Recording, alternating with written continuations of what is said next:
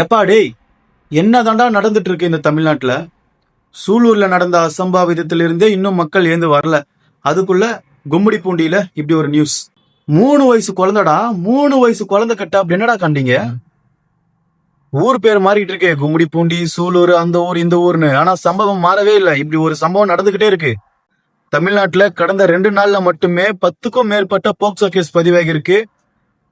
2 கொலைகள் கற்பழிக்கப்பட்டு. இதுக்கு என்னதான் நடவடிக்கை? இதுக்கு என்னதான் தீர்வு? எத்தனை வீடியோ தான் இந்த மாதிரி போட்டுட்டே இருக்க முடியும்? சலிச்சு போயிடுச்சு. இந்த மாதிரி நியூஸ் எல்லாம் வந்தா இப்பெல்லாம் ஷாக் ஆகுறதே கிடையாது. 10ஓட 11 நியூஸ் அப்படின்னு போய் கடந்து போற மாதிரி இருக்கு நிலைமை. ஆட்சியை குறை சொல்ற நோக்கம் கிடையாது.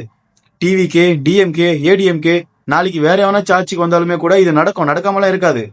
ஆனா அதுக்கான தீர்வு என்ன? அது எந்த ஆட்சியில தான் அந்த தீர்வு நம்மளுக்கு கிடைக்கும்? ஒரே தீர்வு தான், சட்ட ஒழுங்கு, ரொம்ப கடுமையான தண்டனைகள். இது மட்டும்தான் இதை தடுத்து நிறுத்த முடியும். பயம் வரணும். ஒரு பொண்ணை தொடுறான், ஒரு பொண்ணு தொடர்ந்து யோசனை வந்தாலே எப்பா நமக்கு என்ன நடக்குமோ அப்படிங்கிற ஒரு பயம் வரணும். அந்த பயத்தை எந்த ஆட்சி தான் கொடுக்க போகுதுன்னு தெரியல. கும்மிடி பூண்டியில மக்கள் அந்த குழந்தைக்கு நீதி கேட்டு போராடிட்டு இருக்காங்க. பாதிக்கப்பட்ட குழந்தை வடமாநிலத்தை சேர்ந்த குழந்தை. தப்பு செஞ்ச புறம்போக்கு நாயும் வடமாநிலத்தை சேர்ந்த ஒரு புறம்போக்கு தான். ஆனா அந்த மக்களுக்கு அவங்க வட மாநிலமா இல்ல நம்ம மாநிலமானலாம் தெரியாது.